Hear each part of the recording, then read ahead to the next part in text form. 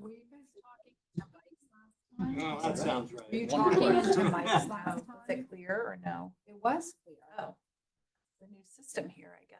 It's picking it all up. Yeah, I was listening to the recording and I was wondering if you were talking into mics because it captured everybody. This is The about- speaker is. Yeah. It's a speaker. I is wonder if it's right also there a in the mic. ceiling. Yeah. Yeah, I have no idea where the mics are. On You do. There's one right Oh, behind oh, you these- that you can- these No, are but all- those are not. So we'll be that's careful what we fine. whisper right Picking you now. up. That's what. Has anyone not signed? All right. Good so far? Okay. Great. So we'll get started, and then if more people join, the more the merrier. I think we should just quickly reintroduce ourselves, even though it sounds like either you were here or you watched us on TV. My name's Tiffany Zazula. Again, I'm the Deputy Director of the Land Use Law Center, and Jessica Basher, I'm the Executive Director of the Land Use Law Center. and we are been working with municipalities such as yourselves, doing this type of streamlining process, and we provide technical assistance to municipalities and training. So, I think that's us. I guess let's just do that. Maybe what we could do is just go around the room because I think some of you are even new to one another, and then just so we know who's in the room in terms of which boards. And if you're on the streamlining task force, if you could just mention that as well. So, Charlotte. Yeah, Charlotte Benz. I'm the sustainability director for Irvington, and yes, I'm on the streamlining task force. I'm Allison Lang. I'm on the streamlining task force. Lori Davidowitz on the planning board and streamlining. Randy Huff, I'm the chair of the ARB and Streamlining. David Swagel, co-chair with Randy on streamlining. I'm not on any other board associated with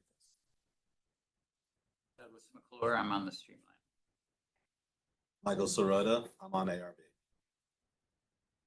Tower, the tree committee. Caesar Manfredi, Chair of the Planning Board.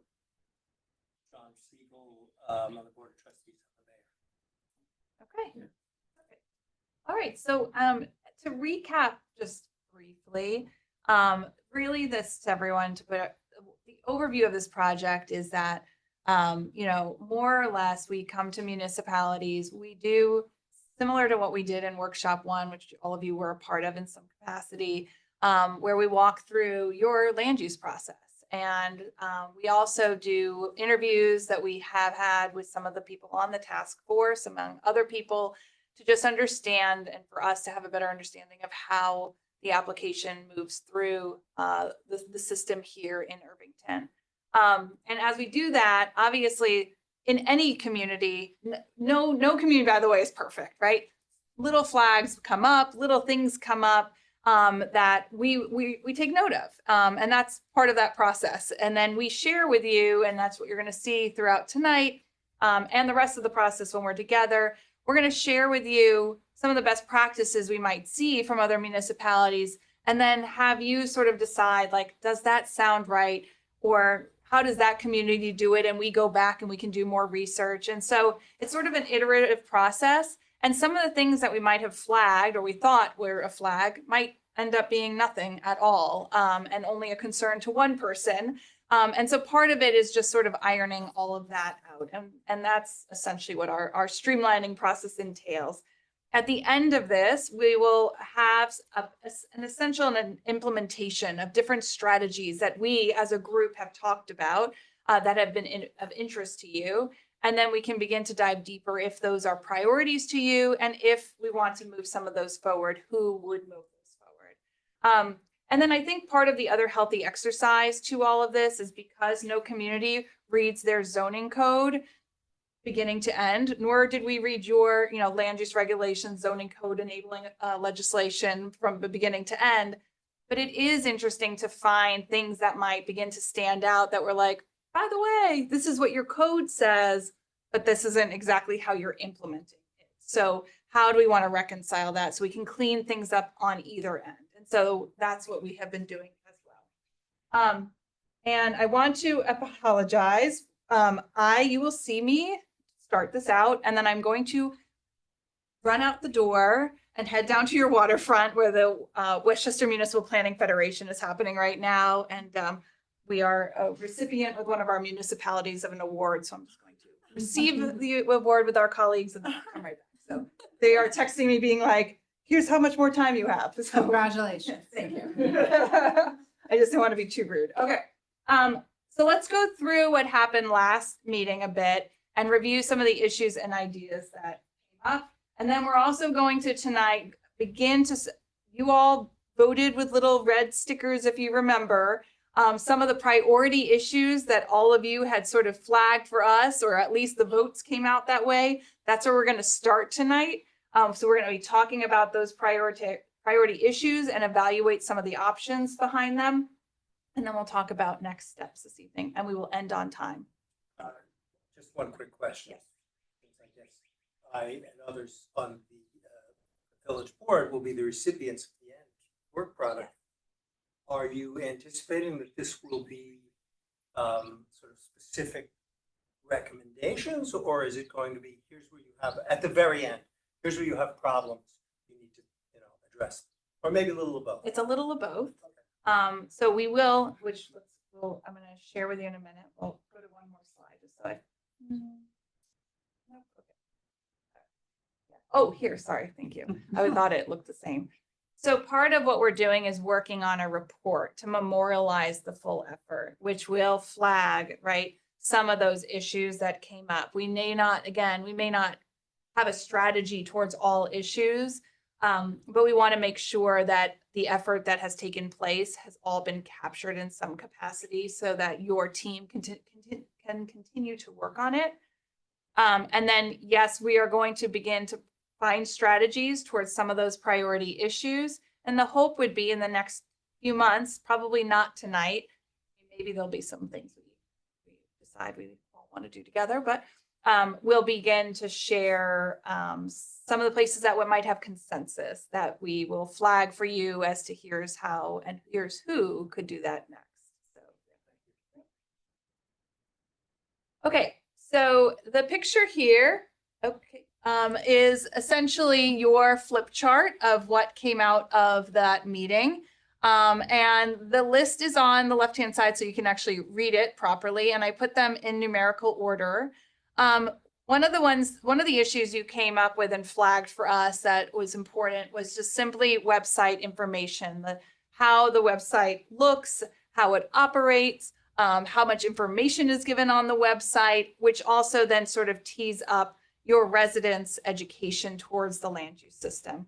And so if a resident who has never built anything before comes to Irvington and clicks on your website, how do they know what to do next? And is it clear? And do they know how much it will cost? And do they know what boards are going to have to go to?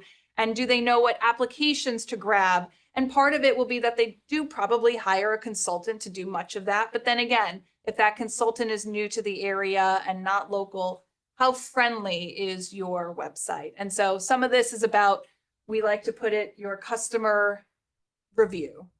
If you were Amazon, what do you always say? If you were Amazon, how many stars would you get? We don't know. Okay, so we'll be talking about that. The other thing was this discussion and a piece about the need for technical experts on all the applications. You had brought up that you needed landscape architectures, architects, engineers, possibly more attorneys. And so it became a very expensive process. And that there were village fees, plus the fact that you were hiring your own consultants to do the work. And so overall, there was discussion about, how do we use technical experts in this process efficiently and effectively or transparently? Number 3, or tied to that, was the need for site plan on the majority of applications. So what do other communities do? We talked a little bit, and I don't know if it shows up here, but this idea of thresholds of when site plan is needed and maybe when it does not need it. And how does that tie back into the need for technical experts? And then some of the final ones, number of required site surveys, the demolition process, understanding when and how the pre-application how how and when should we be using that? The appeals to the zoning board of appeals, non-conforming uses, blah, blah, blah, blah. So it keeps going down. Okay, so those were the list of issues that came from just that evening. When we are beginning to our report, we're also going to memorialize, which many of them came out, essentially all the list of issues that we did here also in our conversation. So, but most of them are up here as well. And feel free to add in if you want to. Okay, then we also talked about the list of different ideas. So we did brainstorm a little bit, and we're going to get into this tonight. And this is where this is really where tonight is going to be focused, is, this idea of those thresholds and tiers for site plan. 7 votes went to that. And so, how and when should we be essentially doing a site plan? And then the linkage in with the ARB and their review process. We're also going to talk about transparency of fees, the potential of minimizing those fees. The update of zoning in general is we're not going to cover tonight, but we're going to just generally begin to cover but use of specific permits based on scale. So you're just seeing that the ideas that came up. We are going to talk a little bit about website tonight as well. So we're going to pepper some things in, and then anything that we think is missing, we can also, next meeting that we come together, can talk about. So is there anything for the people who are not here, feel that was not flagged right now, want to raise their hand? Oh my gosh, we must talk about this. I think we need to talk about why we have to go to planning board. That's what I thought the threshold was about. Yeah. Was going, you said site plan. I thought it was about going to. Yeah. The planning board. So you said last meeting that the majority of communities you deal with don't have this planning board. As an architect, the majority of projects I present to other communities don't do planning board. Planning board is the biggest delay in projects. So I think we need to talk about why we even have that as a review system. Okay. Anything else to highlight? I also want to talk about, and I know this was kind of on the list, but the way that Han charges for the planning board review, because we essentially give him a blank check. Cover some of that. Okay, and for those that just entered, oh, yes, Caesar? Being the chairman of the planning board, I take great objection that the planning board is the big obstacle in this village. One of the problems is the people who make applications, and mainly the professionals. For instance, we have a meeting next Wednesday, and one of the applicants I just looked at, and the checklist clearly says coverage for parking areas, not part of the driveway. And he got 0 for it, professional architect. And there's about 500 feet of parking areas on the property.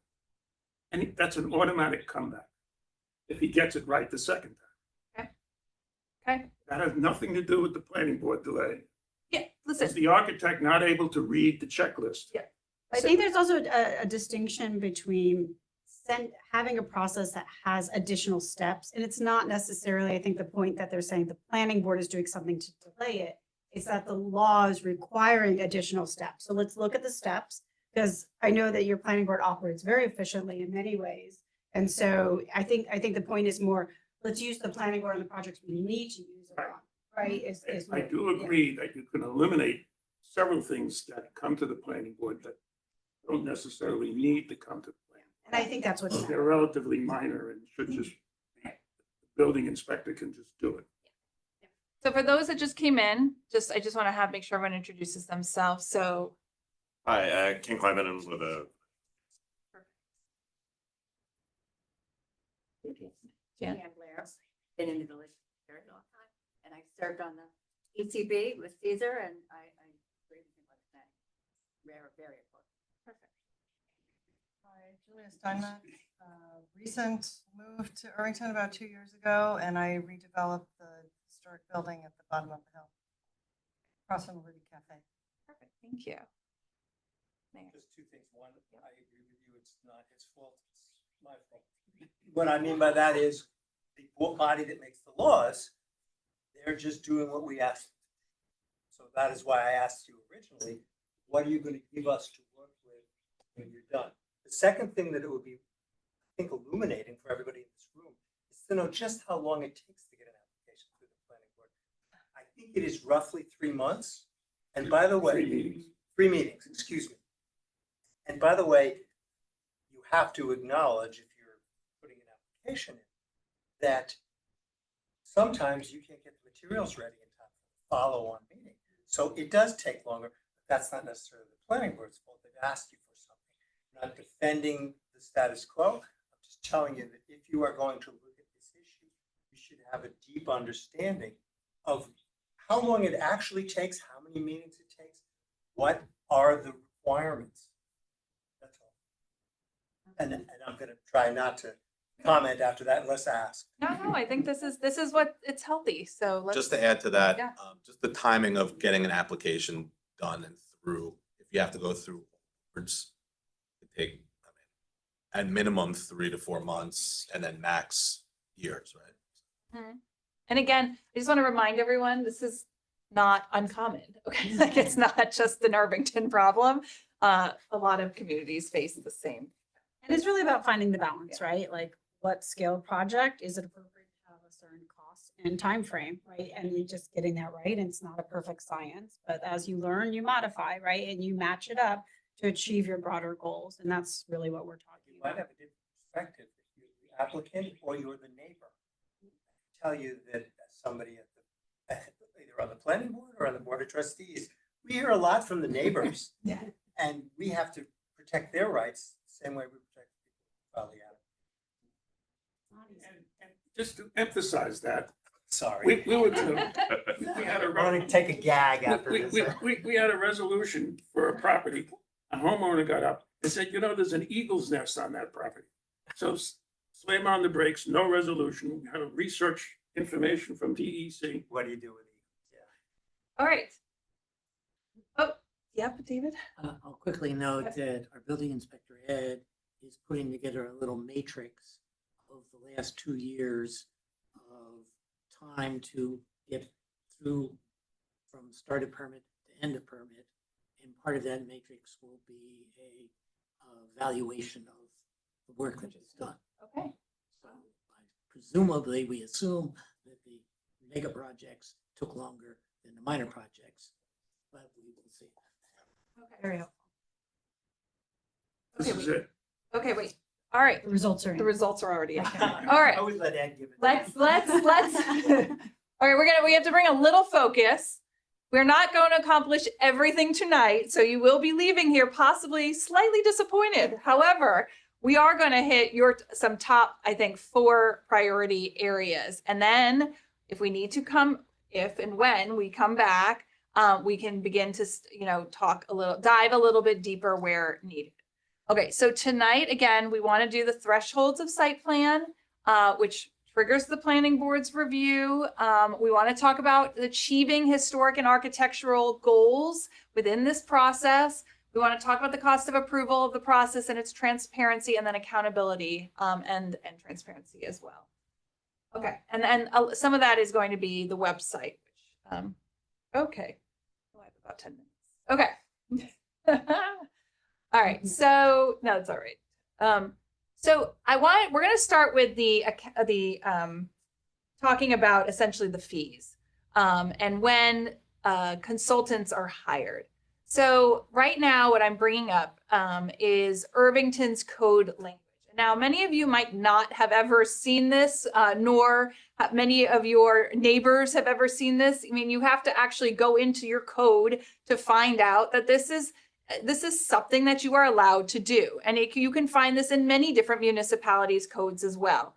So I'm sharing this because I want you to know there is here's the backing behind the fact that this can happen, that the planning board is empowered to retain at the applicant's expense any consultant or expert, which is reasonably or necessary in determining, again, whether to grant or deny that site development.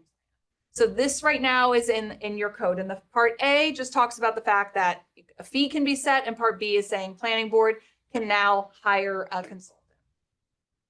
The second piece that Irvington's code language actually shares is it then defines that your board of trustees, your planning board, and your ZBA or the building inspector, again, are allowed legally can refer any matter such as engineering, planning, legal, technical, environmental, that they deem reasonably necessary to enable its review. So at some point, someone in this process is saying, we deem it necessary to have some type of consultant review our application.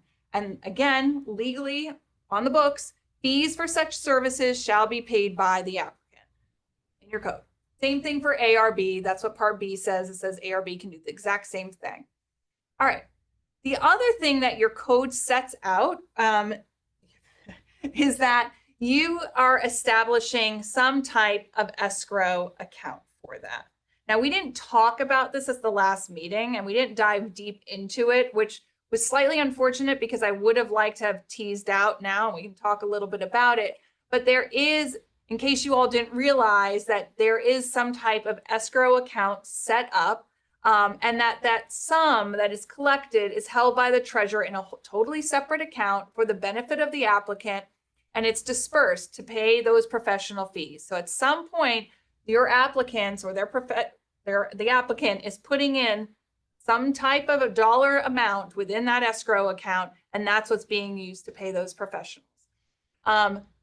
And so let's see, what else did I want to say? And by the way, if that deposit's not been made or becomes too low in its amount, you don't have to review the application anymore. So planning board, ARB, anyone can sort of say, sorry, no more review because your escrow account is too low. And so that is also allowed. And any funds that are left over at the end of the process, the village has to refund to the applicant. This is what I legally know. I don't know for a fact what happens here in Irvington. That's not Okay, wait. not what happens. Okay, so we're gonna go there, but hold on. So I want to move to the next piece. I want to show you what other communities do, because I think that's important to see sort of how and where others are doing that professional consultation fee process. So this is Bronxville. And Bronxville has, as you see, numerous provisions around professional consultation.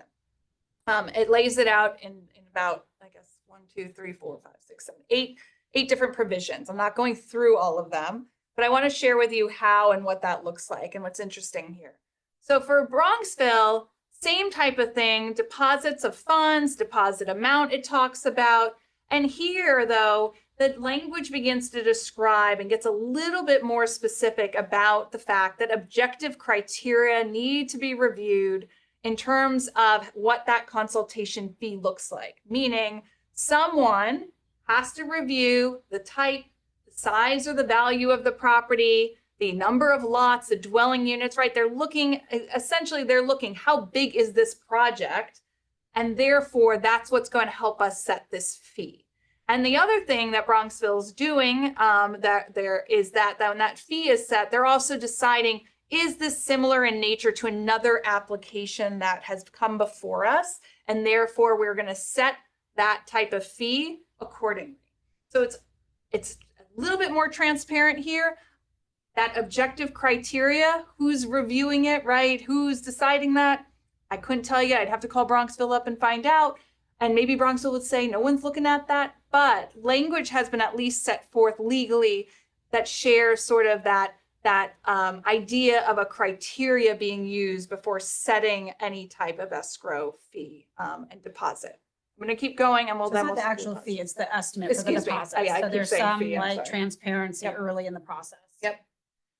And then Bronxville as well, I want to show you, has a whole thing laid out where professional consultants are engaged. They submit to the village an itemized voucher for those services rendered. And then that gets approved by the village administrator. And that's then how monies are paid out. So there's a bit of a system here, again, of an itemized voucher that comes before, approved, and then it's getting paid out. And that village administrator, again, has to hear the village administrator saying that professional consultant fee is reasonable in amount, again, looking at those objective criteria, and it's necessarily incurred by the village. So that the village administrator here is actually saying, based on what I know, absolutely, we need these types of people. And I think then therefore, this would be a reasonable amount. And then that also the person is supposed to be looking at other municipalities, looking at the consultant and determining if that consultant's fee is reasonable in regards to the rest of Westchester County and not exorbitant compared to other architects, engineers, whatever it is. And again, uses those criteria we just talked about. This is Bronxville. Final thing that Bronxville does is, again, what I found interesting. There's language that the village has to provide the applicant with a copy of the itemized like voucher relating to the applicant's development. So everything is sort of shared regarding costs, explaining it, and it's itemized for someone. So you have essentially your applicant should have an understanding of why all these fees were charged. Going. I might miss it. That's okay. All right. Don't miss your award. One more. Okay. What do I do? All right. It's okay. You All want me right. to do the site plan and then switch back? Let me just go through and we could circle back. Let me just say a couple more things and then I can maybe run. Okay. The last thing is, or two things, is there sample language in some municipalities, not just in their code, but on their application. So like, unlike right now, I know for a fact, the village's applications do not state anything about professional consultation fees. And here, North Castle on their site development plan actually lays it out. And so I'm sharing with you, and we can come back to this. It says, it tells everybody this, you might be charged. Here's what we're considering our review, per an hour, and that we have, a contractual relationship with consultants that are going to review this. And then it talks about the escrow amount and its summaries.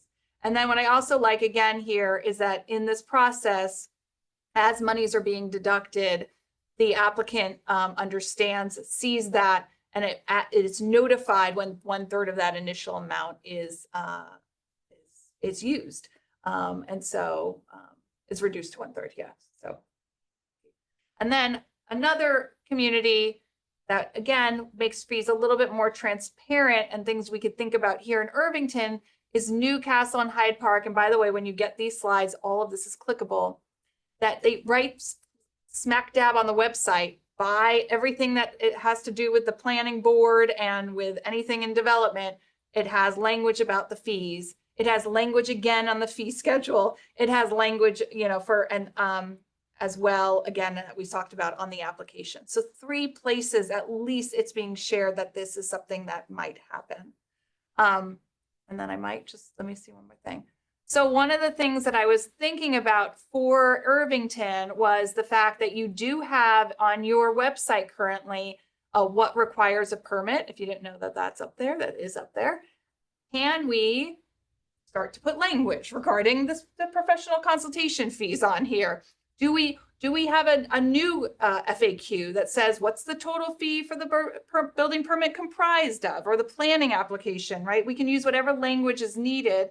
And then again, Newcastle and their guidelines. So if you had very specific guidelines for your applicant, it has, again, language regarding fees. It's all transparent, things like that. When do you go to the planning board? When do you go? Okay, so hold on. We're going to go there. So hold on. One more thing to raise. Let me just do one more page. Let's see if it makes it there. There is also, and I don't know if Irvington uses this because I didn't find it on your website, but is an escrow agreement form. So there is again a formal agreement between the applicant and the village or town sharing. This is sort of what we do. We're laying it out for you. Please sign here. And then in Newcastle, that moment, from my conversations with them, is that the person in charge, when she knows an application is going to be before her, she knows she's going to need to hire consultants. She actually will find the consultants they normally use as the community, and she submits to them sort of a to the applicant a review, a proposal of what that service is going to entail, and the applicant signs off on it ahead of time. And then it starts to go through the process. If it goes over a little, right, there's a communication level, but up front, there's an agreement, and there's also notice on the applicant's side of what that consultation fee might be, or at least a review of that proposal by that professional. So we will come back to this, but I'm sharing that, and then, which feeds right into Jessica and me running to try to still make it. Okay. See if I can make it. And for those that don't know, we're gonna go get an Good luck. award. So we can pause here and talk about this, and just the pattern here of what we're going to do on these 4 topics is what Tiffany just laid out. We're going to tell you what we know about your process from your code. We're going to give you some examples of what we've seen other communities do that seem to be reflective of the things you're considering or thinking about, right? And then have a conversation about, hey, that makes a lot of sense. Oh, that doesn't make sense. Or we like that, we don't like it. We could, with every single one of these, like look at, it's a different community, so this doesn't apply exactly. Yes, like we obviously can't just pick up and pop in, some places you can, things, but the idea is to just start to get ideas going about what you think makes sense or doesn't make sense. And again, you might also tell us, oh, we already do that. That didn't come up in that detail, right? So we're kind of just trying to bring it out. And I think the big point here is that we heard a lot of discussion about concern about the fees, and some of it was around education and expectation, right? Like a transparency component of people coming into the process as new homeowners in the area or doing work. And some of it was about the actual amount of the fees. 2 things are reflective of the amount of the fee, right? How many projects you have that have a certain level of review. So one way to decrease the cost is to have a lower level of review. Another is to, remove this transparency, right? So that's why Tiffany said the site plan piece comes second, because we can streamline the review and decrease costs, but we can also add accountability and transparency, which I think was something we were hearing as well around how this fee exchange happens as information. So as Tiffany noted, that information can appear in the law, on the forms, on your website, and in even a formal kind of discussion laid out in the beginning to kind of really set those expectations and have more transparency. So that's what we're sort of finding. Thoughts? I have a question. Yeah. What is the pre-application? When is it? What is the pre-application? I saw pre-application up there. I don't understand what that is. So basically, there's different forms of pre-application. And that's one of the things that's on all of your lists to talk about and think about here in the village. And it's really important moment of exchanging information. And communities do it in different ways. You can have required pre-application meetings, required. And pre-application is just exactly what it says. Before the application is formalized, there's some type of meeting. Who's at the meeting, at what time period, what happens is sort of what, and whether it's required. Because we don't offer that really. So you have in your code Oh, a it's in the code. pre-application meeting. I think in practice, it's not necessarily happening exactly that way where people recognize it, but you do have a building department that is staffed and equipped and serving in a role where they are meeting with applicants and having an exchange. But what some communities do is they said, we have that, but their purview is really kind of the building inspection and the building code and the process. Maybe we want like a development, and we have like looked at a few things related to this, like somebody who's like our development administrator, right? And their job is really to run this process, because the process isn't just the building department, it's the building department and all the boards. So whose job is it that they're overseeing the whole process? And then that's often somebody who's very well positioned to serve in that type of pre-application meeting, which then some communities do it really broadly and they invite the chairs of all the relevant boards and staff, right? Some it's, staff sitting down and going through it because you have very involved staff, right? So it can be different. The questions that we talk about pre-application, we can do a whole session just like this. We're like, here's what your law says, here's what other communities do, here's the kind of decision points. They really fall around when, who's involved, what information is exchanged, whether it's required or required in some instances, not in others. But it's a really great opportunity, as Tiffany's pointing out, as you build out supplemental processes to have better transparency and around your fees and escrows. So thoughts on sort of what Tiffany laid out as far as where this falls on your priorities, what you're liking, not liking, what would you like to see Irvington do? What do you think is appropriate here? What would you want to learn more about? Are there communities that don't hire consultants at all? I mean, is it possible that you could just hire consultants that the village approves of and have it only done once? Rather than, because you hire an engineer and then the village hires an engineer to review the same exact work. Do we always have to have this duplicative process? Well, I think it only needs to be duplicative if they need their own engineer to look at something different or review. So sometimes if the process is, we reviewed it and it's all there, the amount of hours and cost is much lower, right? So it's the extent. It was higher than it took to actually do the work.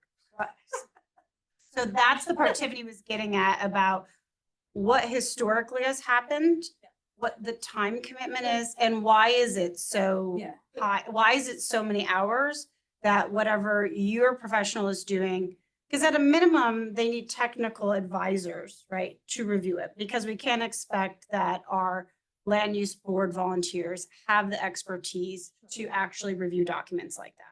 But The there question every is, village has something like this? I mean, there isn't a way to just hire a consultant that is vetted by the village in the first place or something like that?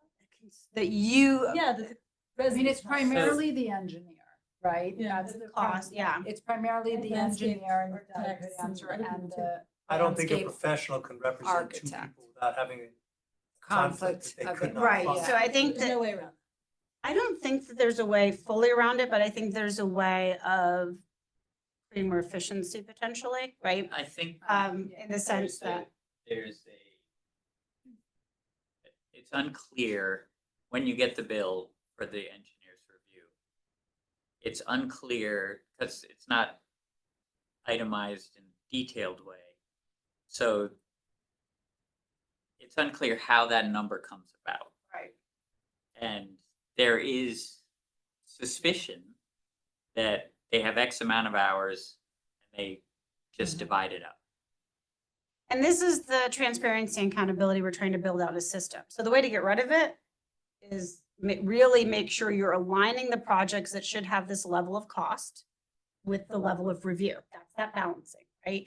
That's how you get rid of it, is we say, we don't need it because that level of review is not happening because of the scale of the project. And the cost is starting to kind of not align with what we need to review. And we're very clear on what the expectations are. Maybe it can trigger extra review because of some particular factor. And those are thresholds again, right? So, It would be interesting to get a summary of, sorry, my son calling me to wish me happy birthday. today, happy birthday. I would be curious to know if Han is the only reviewer for some of these types of projects. Well, He's Han the is- only, he's the Han is town's our engineer. consultant. Yeah, I mean, is that he's the only one hired. I'm asking? Well, no, there's also the landscape. Right. architect. Other, for There's architecture. the He's the village. only engineer.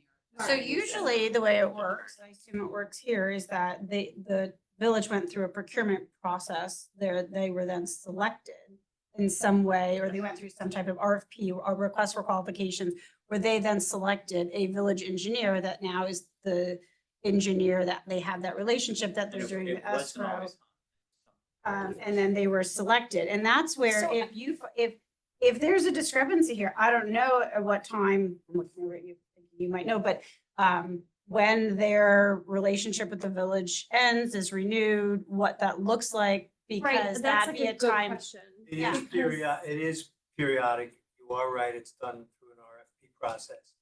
And they consult for the village across the board, not just for applications before these various boards.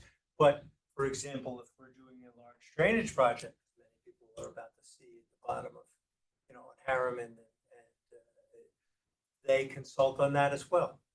So there's, I'm like working in Hastings, for example, right now on a project, and I had to submit like a drainage plan. And we got comments back from Han. They also work with Hastings as well. And one of the comments was, please show the drainage plan on all our plans.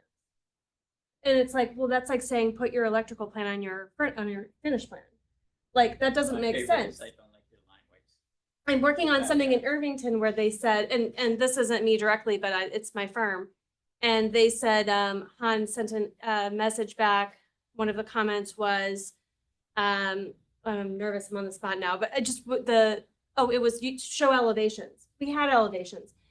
Why did you make that comment? We had elevations in the drawing set. So like, now we have to go back through the process for something we already had. All right, so that, maybe that's a mistake, but why did you raise it and say this is a mistake? Why did you do it? When you're in the situation where you're the professional and you're just trying to get something approved, it's really difficult to say you're wrong. So we just clouded what we already had and turned it in. Because you're trying to get your clients. Funny, because people say that to me all the time when I'm sitting at the other What, side of that what I dais, was, but gonna- okay. what I was gonna say was that It it seemed would like a be junior interesting to get an overview of what typical projects cost at each stage. So like, there's the first review, there's the second review, there's the third review, like how that.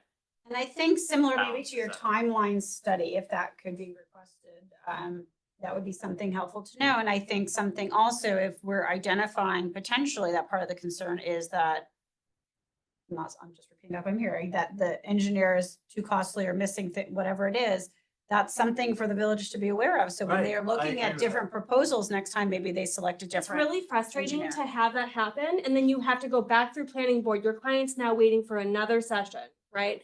Now they're paying Han a second time Right. to review something. So there's that Han is not incentivized to do right by the project. How is that And incentive? I How is that think that there's also. motivating for them if they know that they can get that project again and review it again? And then when you get the hourly breakdown, it makes absolutely no sense. So And my this is issue where- my issue is Han. So this is where the transparency can bring out some of this. And I also know that there has been suggestions that there is some sort of, because you're sitting in a position where they control things in the sense that you don't want to cause more delays and have them, like, you don't want to rattle it's hard to have complaints in the middle of a process, right? Because you're sort of, and so there That's be a right. way to voice concerns and complaints in an anonymous way that is alerting the municipality and the decision makers, or an appeal process within the escrow that is anonymous, right? So I think that kind of goes back to that too, where it's hard to bring to light some of these issues in the middle of a project. But I think like at the end of a project, if we're just making our list now, that would be on the list then, that like people are complaining about this and it needs to be looked at in the next agreement they have. It's also not being a good steward of the people who live here's money. When you're like, here's a blank check. I don't know how many hours this is going to take you to review, but everyone else that a homeowner or property owner hires, it's a very clear understanding of that fee. So again, I know you already said this, but I want to reiterate it because this is kind of my hill to die on, is it shouldn't be a blank check to all these different consultants that a homeowner or property owner has no control over. That's not right. Yes, and I think that's like the 4 phases of what sort of Tiffany was trying to outline, that communities that potentially are approaching it in a different way have built more into their system, right? They've built in much clearer guidance in their law that they're then implementing more directly with more transparency and accountability through their forms, educating through their online and FAQ, and then also in the moment with the homeowner, making an agreement based on historical knowledge and average rates in the area, what the estimate should be. So now if you start to move very far away from that, right, there needs to be a reason, right? Because the transparency and accountability has been built in the system. I haven't heard anything about the process here yet that has some of these components, right? So we saw you have something in your law. We know that there's some billing that you get, so you're seeing the vouchers, but we don't know if some of these other pieces are happening or that we know that they're not happening. So the question would be, so does everybody like the idea of looking at all of these things, including some feedback loop? So when there are issues, but it needs to be anonymous during the process, and also just some accountability on the actual engineers involved or professionals involved, so that there's also like continuous. So let's not point out anybody currently, but just in general, right? That there is some way of delivering back feedback. So when the village is making a determination, this is, on their radar to be looking at and selecting future consultants. Okay, so, yeah. I would agree that all of those things are important, getting things out of the village code and onto the permit so one can see it is a critical step. even for professionals. For a professional, they have to go into the code and find out what this is. It should be clear on the permit or at least in the building department section. The idea of tiers, I think, is significant to have happen, particularly if you're establishing a range of cost expectations. So, if you're doing a $5 million project, you can expect this kind of cost from Han. If you're doing a $50,000 cost project, you should not be more than this. That comes into that language of reasonable. And reasonable should be compared to what other communities are charging. Yeah. So- And that's where the language right in there was the average cost in the region, right? And it has a number there, so you know what the fee range is, and we also know that it's set based on what most people are charging on average in the region. So there's a fairness there. By the way, I understand that Irvington is not high in that range of the region in terms of dollars per square foot. The other issue is sort of on another higher level, is there is a feeling on some of the larger projects that there is a bias against this project. And the way to deal with or to make it difficult for that project to occur is to increase the level of request for these very specific items of engineering, of traffic studies, of environmental reviews, etc. And so this bias is from the community, from the staff, from the board? Generally neighbors. Generally neighbors. So the Right. neighbors are influencing The board. the board. Okay. Right. Because So- of public comment. Yeah. Because of public comment. Okay, yeah. I mean, if you go to an average planning board meeting Mhm. or an ARB meeting, I made my project to do that. The actual majority of the time at the meeting, in terms of minutes on the clock, are dealing with the neighbors who are looking to change something about this project that they don't like. Well, the only correction I would make about that is it's not necessarily for each application, but when there No. is that type of application, it is many neighbors about one larger project. Let's say it's a commercial project versus a singular home. And part of that, I think, can be fixed by limiting the amount of time the audience can comment. Because we don't have a time clock, and I think that could be a piece of the process. Actually, the boards are bending over backwards as far as I can see. Yeah, In too terms of much. accommodating people and spending, after they've listened to 5 minutes of complaint, Right. spending another 3 minutes saying, well, really, the property owner can do what he wants. Well, I as long think- as it's yeah. within law. I think that the legal component of that, right, and the transparency going back to the escrow. So if we actually establish a process where there was a expectation set based on previous projects, if community members came forward with real impacts that were not looked at or considered as part of that discussion, that are raised, then there would have to be a renegotiate. Like, so maybe they know something that was not identified in that process that would bring added cost. But if it's just being added as a way to pacify opposition, I mean, I would be concerned about a number of things there. So that's where I Well, think it's important to. that definitely happens. Yeah. But I think by creating this sort of process, Mhm. right, then it is a much more formal step to add those components, right? Because you have this escrow agreement. So now real information has to come forward that has expanded the required studies to then expand the escrow required versus it be at the discretion of the board so easily. Because remember that language that Tiffany highlighted, right? There's factors involved that were used to create an estimate. So why did it change?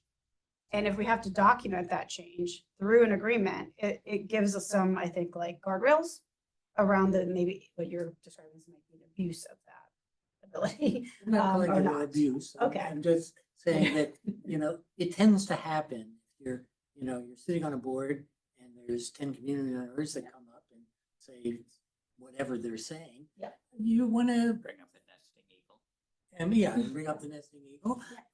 You want to say, oh, gee whiz, that's nice. We'll look into this. But at some level, the property owner has their rights to. You make a good, you made me think about something though. So you're talking about escrow in terms of money, but there's also time, right? Because you're asking that we try and figure out the average time it takes for an applicant to go through. Well, if view preservation is a piece of your application, you're going to have it's going to take longer to get through. Or if a traffic, so there are, I guess, opportunities to list those and et cetera, so that people know, well, if I'm in a house that has, a view situation, I need to be more careful. And I think that this was something that was brought up a lot and got a lot of points, which was this education component, right? And so some of that is going to come back to the village to make decisions about, which could be like something I mentioned before. Is there a person or like a capacity to be the guidance, right? The guide for these projects that's actually watching and knows what the expectation should be, what the timeline is, cost should be, and where there are divergence, kind of managing that, because there might be new information. And so, we'll get to that, because I think there's some of this that's just sort of in the gray area versus like the law or the form and very specific things. But just, do we have accountability in the process, and can we staff up that accountability in a different way? Your question, your thought? Some of the projects that come in are actually more, require more review because of their sensitivity for the environment, environmental issues, and those issues have to be looked at depending on the location. There's a lot of review that we really need to be careful, because we have a great village, and this is one part of how you can maintain the character and the environment and place that we all want to live in. So I think, some projects do require a little bit more review. And some of that is just telling people in advance, right? So there's the expectation, and they don't feel like it's just being added, and they understand that. Like, your project has this, this, and this, because you're in this location. It's very clear, and they know that up front.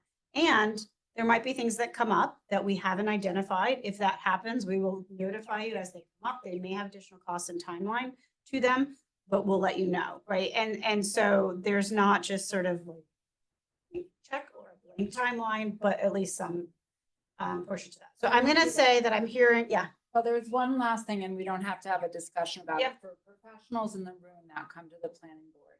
One thing I'm curious about, and something I really think I noticed, is there aren't that many homeowners that come to the meeting or are often making comment on the call. And I went through this process, and I came to every meeting, and I made comment at every meeting. I sometimes wonder if it's the professionals that keep a boundary with the clients and don't want them to be part of the process. And you're going to sign that escrow letter when it's shared with you, because you just want to get the process rolling. So I often wonder, how much does the actual homeowner know? So I can speak to that with my clients. I always tell them they can come to meetings. However, I also tell them that unless it's something that I can say you should speak to, generally I ask them not to speak at the meeting, because I have been in a lot of situations where things have been going well, and they get up and they say, this process is asinine, I should be able to do what I want, and it changes the tenor of the meeting. So you have to be very careful with how that happens. But they're either watching or they're there, or How if they- aware are they of the process when they I sign always- a contract with you? I tell them the whole thing. Yeah, same. Like I was at the Hastings meeting with my client, My Who guess, is a bartender or bar owner. my guess is that you two are the exceptions, because as Yeah. the recipient of people who are very dissatisfied, that come to me, Yeah. I go to their homes. And when I ask a simple question like, hey, did you work with the architect and the builder on the project? I would say 9 out of 10 times the answer I get is, Well, no, I mean, this is an exaggeration, it's hyperbole, I'll admit it, but I went away for the summer and I let them do their thing. This is, and I'm not pointing fingers at what I'm suggesting is this ought to be part of the educational process. Yeah, that's what Retelling I'm people, getting at. you need to understand. Yeah. I've done 2 renovations here, and I honestly don't have a complaint. The reason I don't have a complaint is I met weekly with my builder and my architect, even if it was, Yeah. by Zoom. I let them do their thing before the boards and with the building department, but I would never, I'm writing the checks. I want to know what's going on. No, And and I I think that- definitely include my clients in those Yeah. Oh, I conversations and believe you educate to. I'm them. not, And I think that there should be, of course, a process, and I'm very respectful of that. What I get frustrated with is when I feel like things happen that shouldn't, Yeah. and then delay my client and cost them money. That's all. I get, Yeah. And I'm you're absolutely right, there are different levels of service. Yeah. Right. People Yes. get. I do want to move us forward. I also don't want to cut off. So can I just summarize a little bit and then we can add? I'm hearing that I think everybody feels like something that should be on the list of things to go on the list of strategies. That these strategies touch on stuff, but there's also stuff like in between that aren't as like, put this in the law, but we can maybe find things. Some of that again just comes from having these conversations and accountability in the process. Can't take away all the bad actors and the bad consultants, the bad whatever, right? But we can create more process, transparency, education, right? Clarity, whatever positive words we want. And what we have found is that comes from making sure the law has standards and process, making sure the forms, website, and there's an agreement, and that agreement is signed through an exchange, right, where this is laid out. And maybe that's a meeting that the village requires to an extent that they can, if the client like encourages at a level that at least that first meeting, the homeowner, property owner should come and ask, really great, can they come? Are they gonna come? Are they gonna be there? Or something. So maybe there's some, way that you just check the box that you tried. But if you think that's something that's falling short, we can talk a lot more about community meetings and ways to run that and how to facilitate or handle feedback. But again, if you have the escrow agreement, things are going significantly different direction based on something. There's at least guardrails that it has to be real in this setup. Okay, so I'm going to put that to the side. Anybody hears or thinks of something else they hear communities are doing as best practices, we can add it to the list of things, but it gives us a starting point that I think adds a lot more to the process. Yeah. Yeah, I think it's important that the consultants tell their clients, they should talk to their neighbors about what they're doing. Because if they don't, that neighbor's gonna come in and take up an hour. They didn't know anything about it.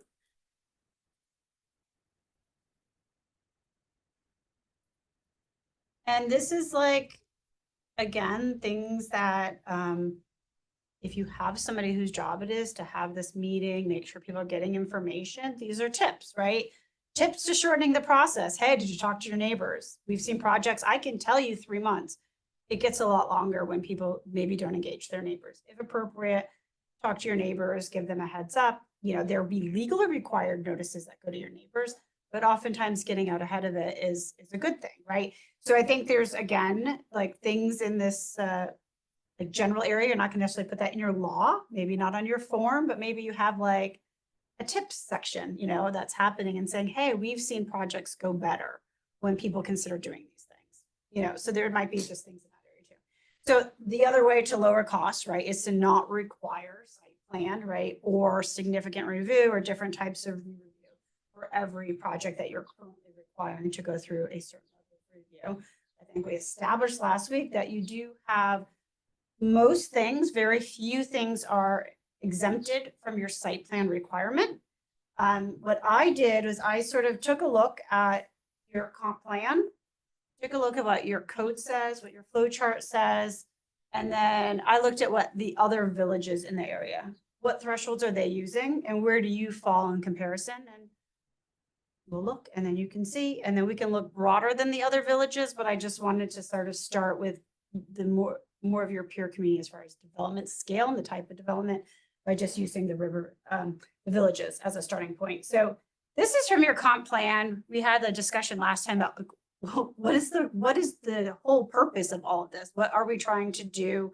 You could take a sentence to read it. It has like our general police powers: protect the health, safety, environment, quality of life, mitigate effects of rapid growth, protect environmentally sensitive areas, including our inland watercourses, preserve open space, create new green spaces with special sensitivity to our scenic vistas and historic landscapes. So I read this to think about, what are these different laws doing? And every time we include something, is it to achieve one of these goals, right, that we're trying to achieve, or are we sort of going too far? And maybe it's not necessary. We're not going to significantly impact our scenic vistas by reviewing every project that's not even in a visible area, right? So we can think about that. So just keep this in the back of your mind as you're thinking about. Obviously, you have a lot more goals and information in your comp plan, but it just gives you kind of that big broad goal that you highlighted. So again, you guys are concerned about scenic, historic, open spaces, green spaces, environmental impacts, and expansion, but rapid expansion, right? So it's just trying to kind of scale development in that language. So your flow chart that your building department has created includes a list of everything that goes to the planning board here. So probably some of you in the back can't see that. How many of you are familiar with this document? Okay. So when you take a look at this, it's probably easier to say what's not included on this list than what's included. So what's not included? I don't know. Yeah, not much is not included, right? And I think we sort of established that last time. This is your code language. So it's, I just want to show you, I don't expect you to read this, but the erection of any building.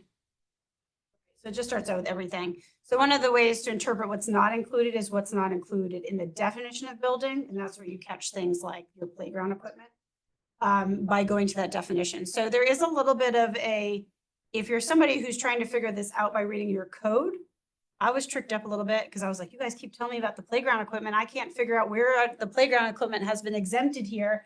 And then I finally looked at your building definition and it's like, because it was excluded from the definition of a building, right? So that's just, a drafting thing. It's not wrong or right. It was the way that you approached it. But I will say, you will see some other villages' presentation of the code. And like you said, most people are not going back and starting with the code. You're going to look at the form. So you're going to look at this to figure out what requires, right, as a starting point. Not this, the flow chart, right? Versus this. Most people are not going to read this. They're going to be like, I felt that way and I went to law school. So, okay. So what's not except for a fence or retaining wall projecting above the ground, not more than this, not much of this, not deer fencing, right? Air conditioning or generator provided such equipment fits in the setback. Signs and awnings, they do go, but they're just regulated under separate law. Roof mounted solar energy equipment. Unless A1, A, B, C are being done in connection with the site development. So they're part of something else that's caught in a site plan, then it would be reviewed as part of the site, right? So bring it back in. Any proposal involving a tear down, all subdivisions that result in the existence of additional lots, the alteration of any building manner which result in an increase in FAR. So it goes on, increases alteration of buildings such as a way to create additional dwelling units, conversion of any building or part of building to parking structure, any change of use that by virtue of the new use results in any increase in generation of traffic or parking demand.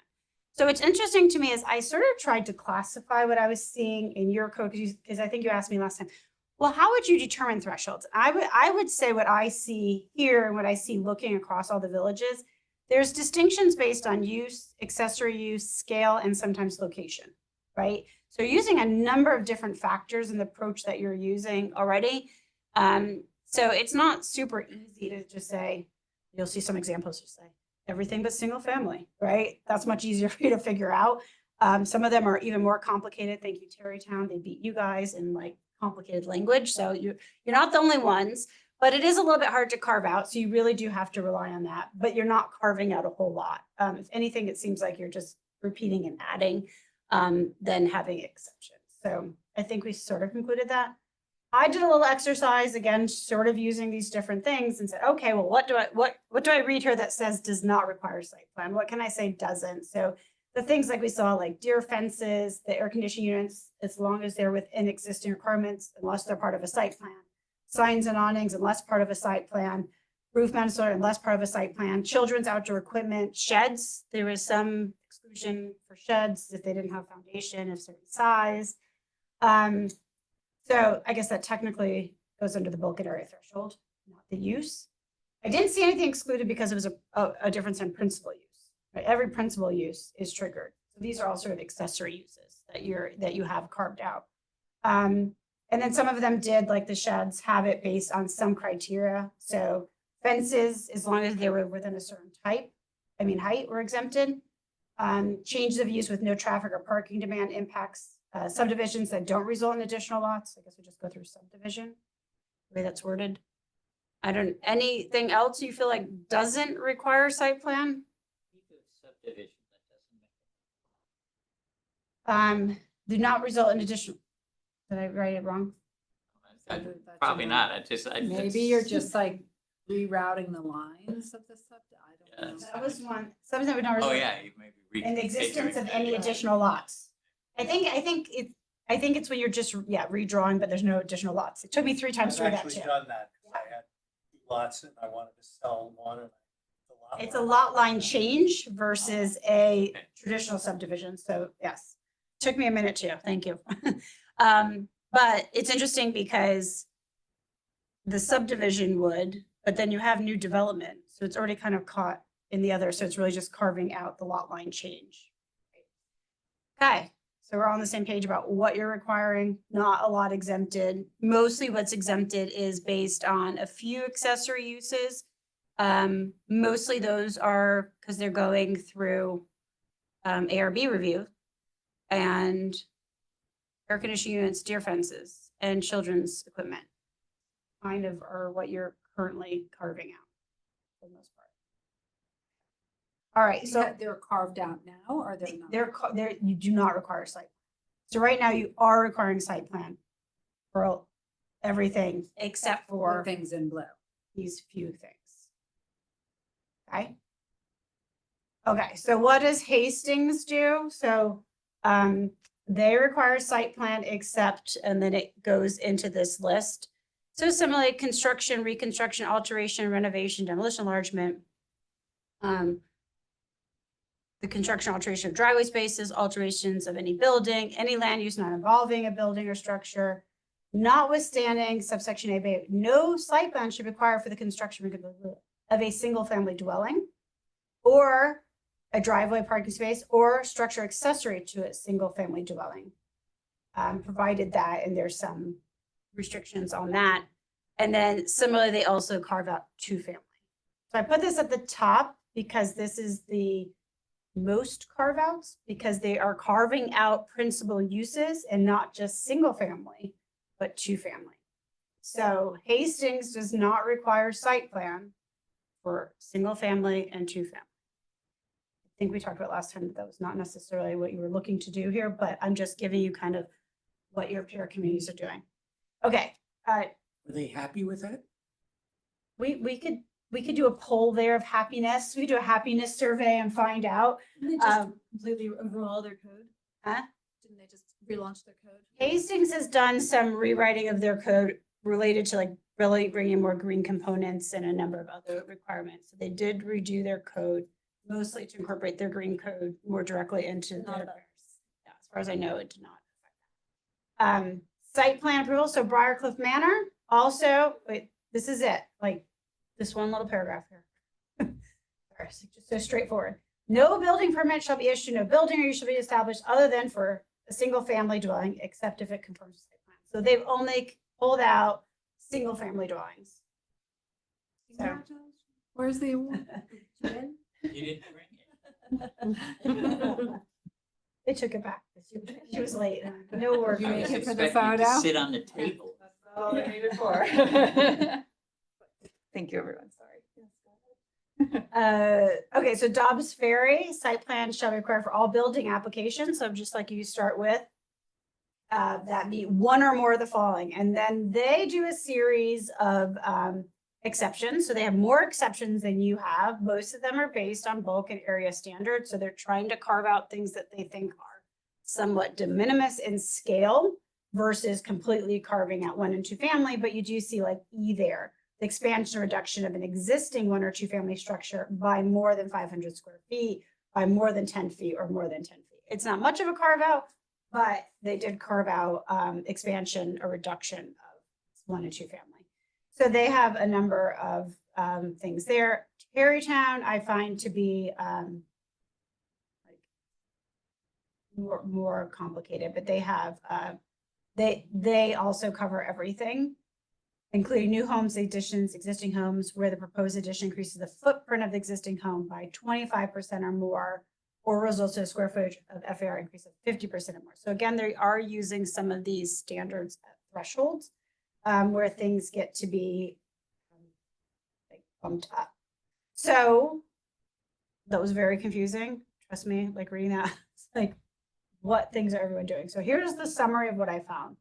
As I said, the most significant thing to exclude is principal uses. So this is where you could exclude single family or 2 family, land not involving a building or structure. That one I wasn't, again, like how much we're excluding there, what exactly is happening. But, you know, the single family, 2 family, or the 2 biggest, only 1 community does both, and only in 2 communities of our peer groups that I looked at exclude single family. So that's still 50%, right? So accessory use is excluded. So more significant exclusion of accessory uses I saw was single family dwelling accessory structures or accessory apartments excluded from site plan. As far as accessory structures by bulk and area, so we dig in a little bit into some of those examples. Interior work that does not change the exterior, excluded. So there were some of these that basically looked at the type of activity, right? Not just scale. Again, I mentioned location. Uses that require a change in off, you have something like this, you know, how it's impacting things, change of use, reuse of building, off-street parking. And then some just said, you know, we have these exclusions unless it's in the historic district. So they changed the threshold except for in their historic district. So again, you're thinking about what you want to do. That these are some things that they did. And then a lot of them use these numeric thresholds, which you have for a few standards. So additions to new homes are excluded if they were not significant. They're below that 25% footprint or FAR 50%. Again, very diminished with 500 square foot of new building or expansion. Or so you could just see these. I don't have to keep going. Why would it say additions to new homes when it just be additions to home, right? Like who's defining new? That's a good. So new buildings is I might have maybe by accident. New. We could go back and look, but Okay.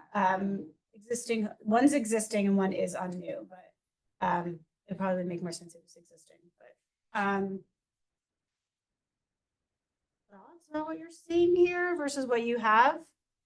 So Are you suggesting that, I mean, what's an example of these residential no review? Is it just the building department doing the whole thing? the building department would do it unless, let's say, if we're most concerned with scenic impacts, right?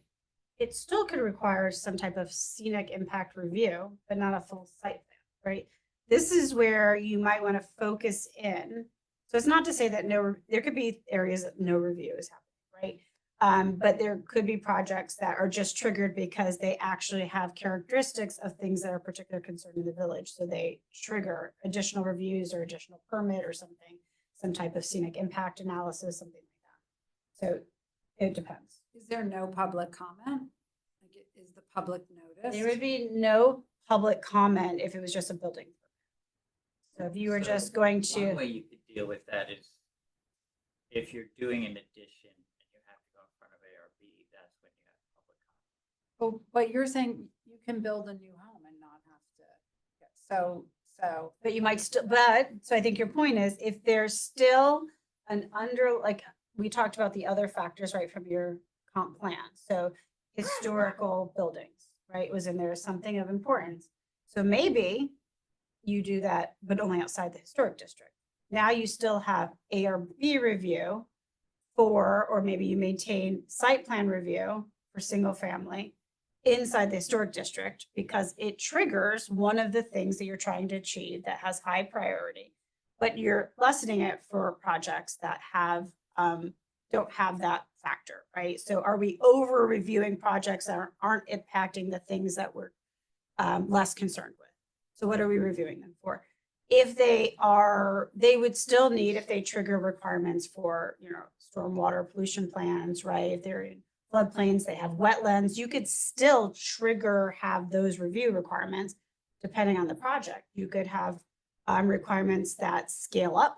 So Briarcliff does a lot of this in, they have, so Briarcliff does not do single family, but they have a lot of things in their code that scale up the environmental reviews depending on the size. So if it's before the planning board, then it goes to planning board. But if it's smaller, they're still going to do an engineering review on something. That's what I was So it's not going to remove that if they're concerned about protecting their wetlands and they have a wetland permit. It's still going to happen. It's just not part of a site plan or building planning board review. So it is happening more. What I've, It's done by the building. department. what I've experienced is you go to the building department, you have stormwater retention because you're putting on an addition and adding coverage.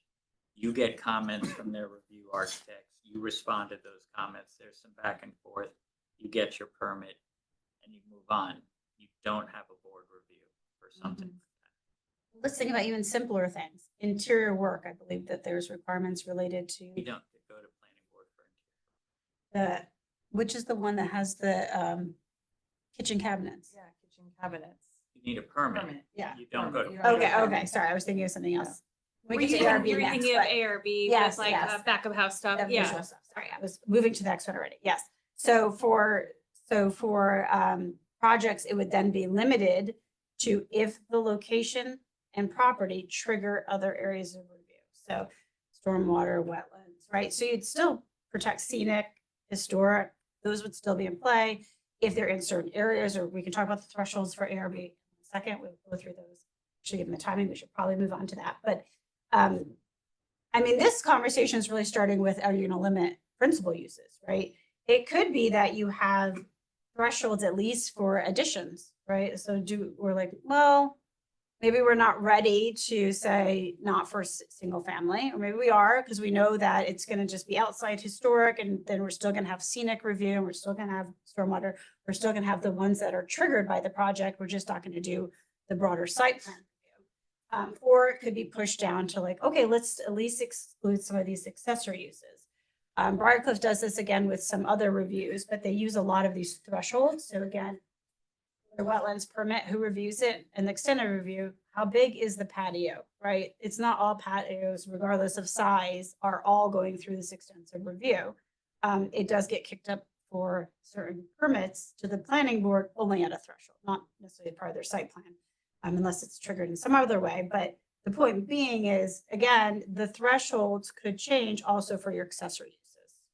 So we saw that also in Terrytown's law, right? Where a lot of things were like, the addition has to be of a certain size to trigger it. It's not just every addition regardless of the size. And did it say if you demo and you're building, that would trigger it? So you could have that it doesn't, it's not new, like not new construction unless demo is involved, right? So you could have it either way. You could have that the demolition requires a permit, but then the new construction doesn't, and then you only have reviews for whatever impacted, you know, features that you're trying to regulate. People still get noticed in those things or no?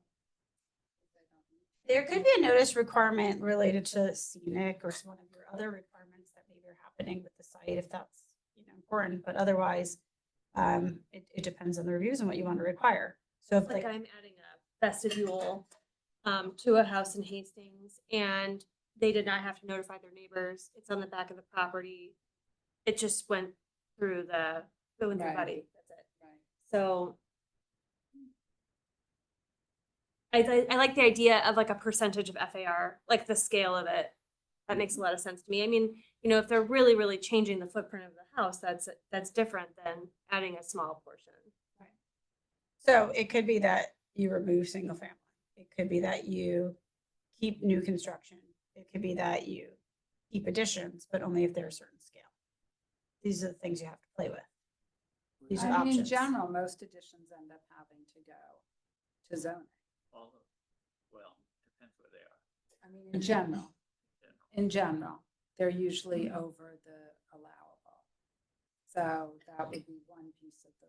That would review still if they- stay. But you don't have to go in front of planning board. It's- No, yeah, You could go to the building department. right. Get the review and the Yeah. engineer could say, you need to get a variance and be X, referred right yeah. to zoning. Which is also, so you have something in your law that says, I think the sheds exemption that you guys have is if it doesn't have a foundations of a certain size and it's done within the setbacks and everything, right? Then you can do it without Change site that. plan. There's a specific setback. Yeah, within the shed setback, right? Then it doesn't trigger site plan. I mean, it's still pretty, the size of the shed and all those requirements still, but you excluded something, right? So you use certain factors. Even in Irvington, single family, it's a matter of scale. Yeah. So if your single family is a 12,000 square foot building, that has a little bit different impact on the area. Yeah. Even if it's outside the historic district. But the project costs and expectations also scale up. So if I was gonna build a $5 million home and you told me it was gonna cost me X amount of money for the soft costs versus if I was building a $500,000 home, right, and it's gonna cost me X, just using a factor of difference, right? It would make sense, right? So the expectation of the $5 million home builder probably is that they expect to spend some money on the permitting. That's gonna be pretty extensive. So one of the things, again, Briarcliff does is they have a tree planting permit, totally different thing, but they do scale up at 4,000 square feet. They use as a scaling point. So homes over 4,000 square feet have costs like mandatory landscaping because they know there's a visual impact of a home that size, right? Not saying to add these other requirements, but there are communities that use like the size of the home, right, as a threshold that makes more sense to have more regulation, right? So those are some of the thresholds that communities are using. So we can Like, keep all of that in the back of your mind right now. I'm gonna add in the thresholds and approaches that we're seeing for achieving historic and architectural goals in other communities. We can keep thinking about it, but at some point we either need to, yeah, like get your feedback or thoughts or kind of give you something to respond to. But I think there needs to be a sense of how much you're looking to. I'm hearing like additions with a threshold makes sense. I don't know how people feel about removing single family and relying on other forms of regulation, specialty permits that trigger like the things you're actually concerned with rather than kind of a broader sweep. But okay, so here's what your law says. Basically, anything that needs site plan review has to go to the ARB for an advisory. And then anything that's going to get a building permit also has to go to the ARB. And then there is this kind of grouping of kind of every application for a building permit for the construction, reconstruction, alteration, 1 or 2 family, or any structure that's kind of capturing everything. Applications not requiring ARB review, again, similar to your site plan, it's sort of easier to look at what doesn't require it. This is from that flow chart. Sorry, it's like less. So these are the things that are getting reviewed that didn't get caught up in the site plan, because we noted that pretty much you require site plan for everything. So that's going to get triggered pretty easily. But here's some of the other things that didn't go to the planning board, but do go to the ARB. So elevation changes, fences. The deer fence, member, was excluded directly, but it still would go to the ARB. Solar panels, sign awnings, remember those were excluded, but they go to the ARB. So most things that you've carved out of your site plan already are still getting reviewed. Still getting reviewed by the ARB, not the planning. So there's very few things that can be done just within the building department, if anything. We could play a game and try to think of what. Interior renovation.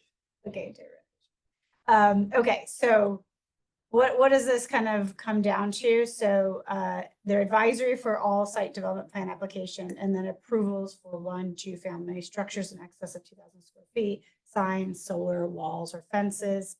But that whole list as well. So pretty much everything is really being captured here. So again, we looked at what other communities are doing. Interestingly, this first sentence, the ARC shall recommend approval with conditions or disapproval of any complete application referred to it by the planning board, and then all recommendations shall be voted on by the majority of the ARC, and then they have factors. So they're just recommending approval, right? So remember that first one you had, that they're giving an advisory opinion to the planning board? That's what that is. And then here's the factors that they use for making those recommendations. So that's prior planning. So it's serving in an advisory role only to the planning board. So Village of Hastings on Hudson, again, the building inspector refers to the board, and then they are going to give approval. So I'm gonna just give you guys the summary. This one I just want to pause. This is what I'm going to pause on. So read this first sentence. There's hereby established the Village of Dobbs Ferry an architectural and historic review board, which shall consist of each member of the village planning board. We're talking about streamlining. Hey. One and the same, just do it all. That's a thing. Okay, that's a thing. You can streamline by combining the board. Some have joint meetings. So Some just the I've same been to those- representation. I've been to those Yeah. meetings and they treat it differently. Yeah. So they treat it as an architectural review, not as a plan. Will they like take off their planning board hat and start another meeting as they're They're different days. they do them on different days, but the same people are serving? That's been my experience. Yeah, they says the meeting shall be conducted concurrently with the meetings of the planning board. I've They're saying they don't actually I've do that. never had that. Okay. They bring this to their attention. Yeah. So they do have a list of some exemptions. I'm going to talk about these later, but things that I often see in architectural review are words like in-kind replacement, visible from the public right of way, because what are we concerned with? We are usually concerned with the changes in the style of design, historic features, right? So if it's replacement, repair, in kind, if it is not visible, they'll start to really fall out of the purpose of these regulations. So you will see pretty consistently in some of these examples, that kind of language. So replacement of windows or doors under the following conditions, no alteration of style, size, location, right? So these are sort of in kind, and we're sort of carving them out. Terrytown, except where an application for a certain purpose must be submitted by pursuant to the landmark and historic. So you guys have a little bit of this melding also happening, right? Where your architectural review board is not only looking at architectural just design, but it's also doing more in your historic district related to historic. And so we have to be mindful of that when we're talking about limiting review or thresholds, right? There is a distinction between the historic district and historic review and historic buildings and those guidelines. In this case, they actually have certificate of appropriateness review, which often means to be their certified local governments under SHPA, which I believe you guys are not. So they do have like the state overwatching what they're doing too. Okay, so just the summary. What we find is some communities are advisory to the planning board. They're just serving an advisory role. They're giving the information that they in reviewing it to the planning board, we recommend you approve this, don't approve it, or approve it with these conditions. We find that some communities are advisory to the building inspector and the planning board. So in your case, right, your board is advisory to the planning board, but they're a decision-making body when it comes to things that for the building inspector. For everything except interior work not visible from the street and detached dwelling units not part of a subdivision. So some, in this case, they're carving out also single family, but also interior and not visible. We saw the example of the ARB is the planning board. We saw communities where the exceptions include in-kind replacements, sheds with conditions, so certain types of development they're less concerned with, things like retaining walls, windows, again, if it's just replacing similar, not changing styles. then we see those as similar types of exemptions. So just a few things to think about there that are not just like threshold based, right? Expanding those exemptions, but also just different approaches and what communities are doing.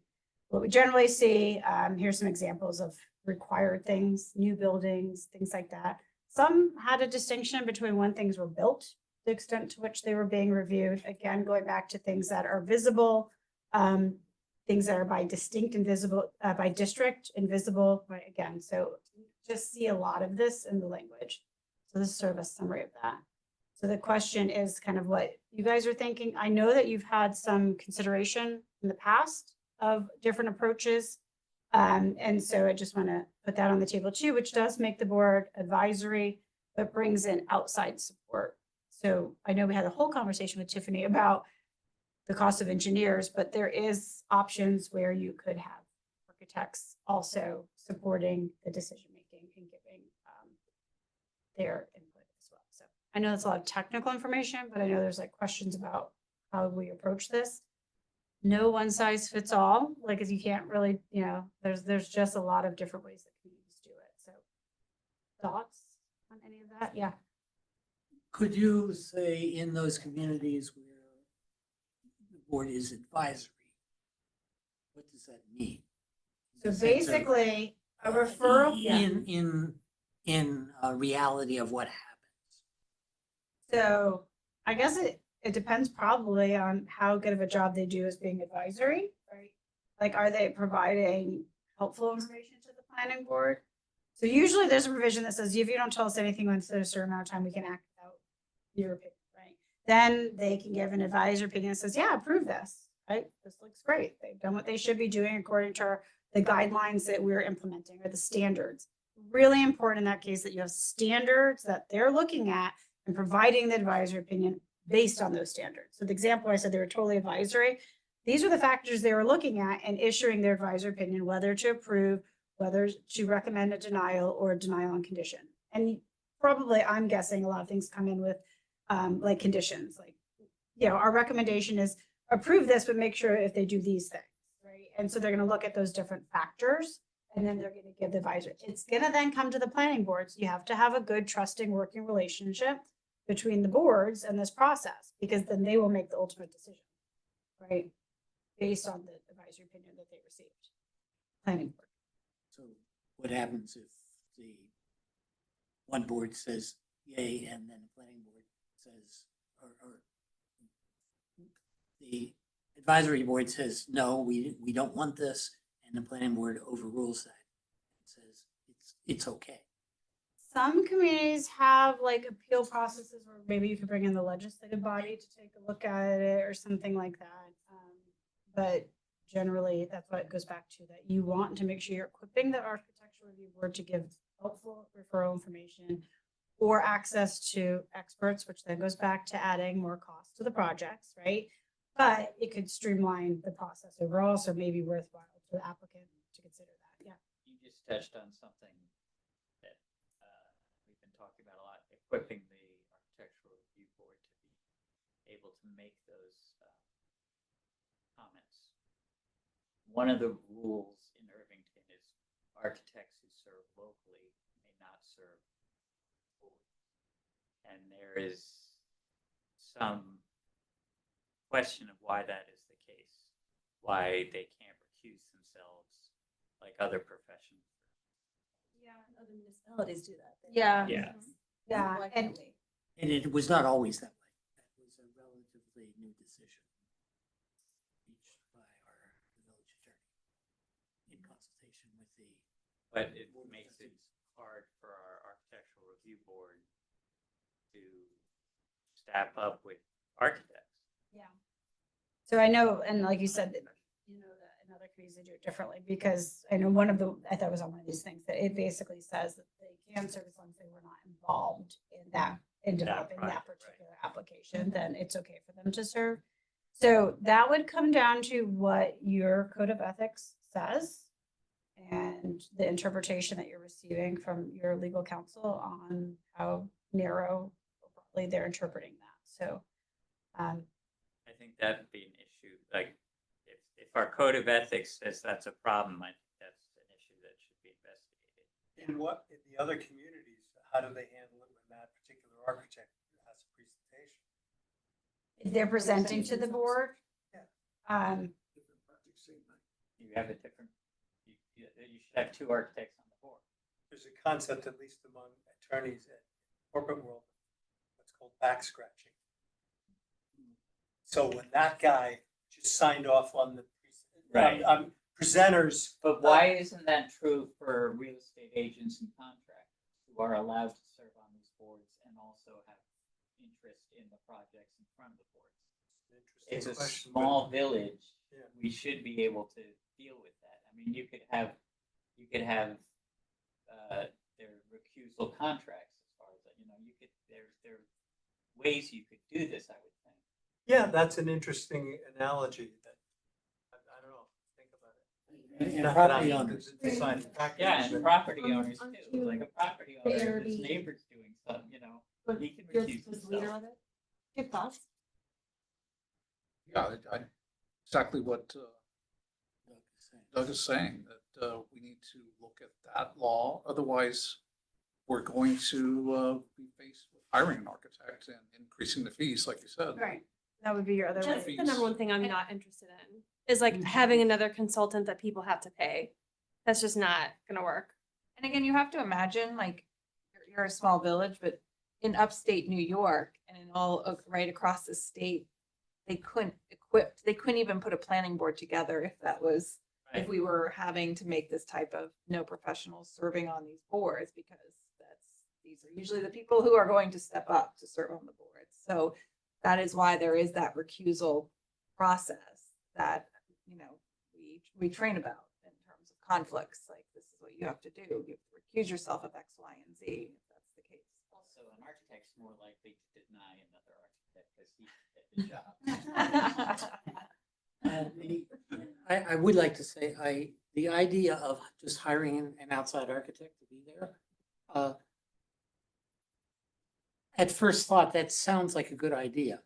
But the problem is, if we have to hire an architect in Irvington who's not doing any business in Yeah. Irvington, and our rules and regulations in Irvington are particularly complex, they're not going to bring anything to the table. They won't have dealt with all Do the. you limit your engineer from doing any private projects in the village? No, but he is now years of experience working in the village. Right, Yeah, so it'd be the someone same would- thing. yeah, They someone- would, they could be hired privately, but then how would they be on both sides, I guess? So your engineer is. So basically what you want is you want somebody to, instead of your architecture review board, to be able to review the standards, review the application and give a more technical advisory opinion, right? In some nature. So that comes from, They wouldn't be able to do that unless they were familiar. Well, with that's what I'm the saying. architecture. How do we We're equip just, them we're to do saying, what's that? the process? They have to work on local The thing projects. about having an architect on the board, like, there was a brief period of time a couple of years ago where there were two local guys who only worked in the city. They were architects, and the conversations that architects presenting had with those architects resulted in really constructive design criticism. It was great. Yeah. And that is something that it resulted in better projects. And I think, being able to staff that with a local architect so you can have that discussion is important, because not every guy who works in the city wants to sit on the board. So that would be, I'm laying out the various options, right? The various options for equipping the ARB with more expertise when issuing opinions is to figure out ways to put architects on the ARB, right? Or in the architecture report, or staff them in some way, which then comes with costs. I'm hearing concerns about that, and we've talked a lot about that. So that seems like an option that people are less comfortable with. since there seems to be a lot of architects willing to volunteer time, right, to the process, so Well, that's. it's not like maybe or maybe not, but I mean, that's a significant request, right? Because architects, I think they could get a lot of work, but they also might lose work too, right? The more that they are conflicted out and then, running into issues. Because if you're serving on the board and you're taking so much work, then you basically aren't serving on the board because you're conflicted out so frequently. So you have to find a balance in your own, firm that makes sense for you to even serve at all. So we can. Or you're retired, right? We have our retired ones that then. Ideally, you would have two local architects. And one can always be. But also, if you're not bogging down the architectural review board with things that we are now discussing the possibility of omitting. Yeah. And then we're more focused on things that actually matter and should be discussed. And then there would be less conflicts, because also maybe it's more focused on certain types of projects. So all these other ones they're working on are not coming anyway, so that. Okay, so what would we think of omitting? I just had a question.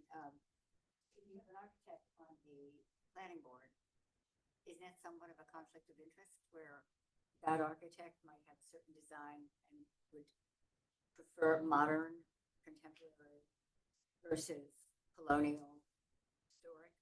Personal preferences of the architect are not standards to be applying. So they need to be like the purview of any board member is to implement the standards that are part of your charge.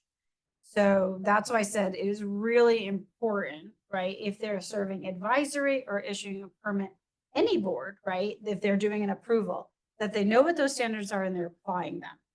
And their personal, just trust or not trust that, but the clearer we are about that, right? So when there's a local waterfront review that happens with LWRPs, just using a parallel approval process that uses a purely advisory process, is there is a whole waterfront plan. And you cannot, the planning board cannot approve a project in that geography unless it is consistent with that waterfront plan. For the planning board to be equipped to make that decision, it's a lot more to put on their plate. Often separate bodies that their entire charge is to be familiar with that plan and to look at every project and make a determination and then make a recommendation to the planning board. Often what they do is they create a form. The form goes through every principle in that plan. The applicant says how they are aligned, right, with every principle in that plan. And then that body looks at it and says, yep, not really, good, right?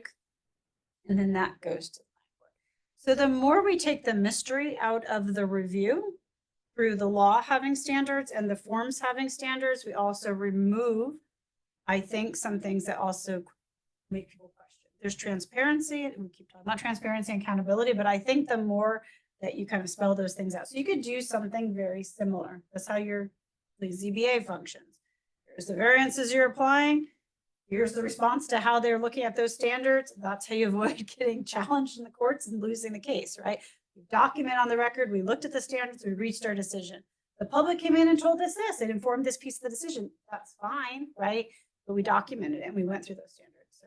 Right, like a checklist of standards that everyone who goes to the ARB or planning, whatever it is, that it's a very clear document. And David kind of alluded to that in a previous comment, saying that even when you're getting comments back from the building department, for example, or any of these like governing bodies, that it's a very clear statement about what is in violation of the code or what is in violation of our standards. Yeah, in this case, Briarcliff, I think we're just gonna use like a very traditional, straightforward approach, I think, to having an advisory role for this board that follows certain standards. I only had the first thing here because we were just laying out the thresholds, but they have a whole thing that says they may recommend disapproval of any application provided that it finds the building a structure for which is requested concern would result in one or more harmful effects on the basis of a reason below. And then it says like it's too similar and monotonous, right? So you can see the first standard is up here. And it can only say to disapprove because it violated a standard that's been outlined and is very specific. So we can be much more specific about that if they were going to give just advisory opinions or approvals, right, for that matter. So we could limit it. So is there any thoughts on limiting the purview? based on what we're seeing from other communities. How are people feeling about it? Yeah. I mean, I'd be curious to hear from the ARB folks. Well, I think in the historic district, kind of carve that out, we have a standard and that seems to operate well. Outside of the historic district, I think it would be difficult. It depends on what the community is looking for. Do we want a free-for-all on the no design review outside of the historic district? I don't know how to answer that. Or do you want a required referral advisory opinion based on standards for anything visible and not in-kind replacement outside of the historic district, right? So we're at least So they not would looking advise- at the example project you had before, right? You said something was on the back of the, Yeah. you've excluded at least those things from the list. Does that make So, sense? say you're putting an elevator on the back of the building. Which is literally being proposed to my neighbor's house. Yes, that's why I was thinking. I was like, that's an off the wall project, It okay. Big Baby directly, Bear is what he calls himself. it directly affects the neighbor behind. Mhm. Is that, I'm sorry, how does it directly, because they have to look at it every day. well, they're looking at, When they go in their backyard, they have to look at your elevator. but the design of the elevator was gonna blend into the But- house. Only, not necessarily. But I could have a beautiful Victorian house and build a brick chimney of an elevator. That just like is a wart on the back. Not that I would do that, but I can imagine that happening. That's your client. Yeah. You spoke to me, I'm on No, the it's not zoning- my client. It's Oh. not my client. I'm on the zoning I- board of appeals and I'm sorry, I'm like, No, I sit through these meetings because I'm presenting other. But then the question is, should that be in front of the architectural review? I think that should be in front of the architectural review. So then you can't say no to the back of house. I will say that's my neighbor, and we kind of live in like the trailer park of Irvington. It's like, I don't even know what's happening up there, and so it's just, No, but conceptually, I'm just talking like as an idea, like it's by the water tower. as an idea, I could see in Ardsley Park where someone puts something on the back of their house and the neighbor behind them might be totally offended by it. Shouldn't that have gone in front of architectural review to be discussed? It's a tough There's question. the house is like this tree house. No, I'm not, I'm saying conceptually, it's not So that. here's house the in question that's being presented.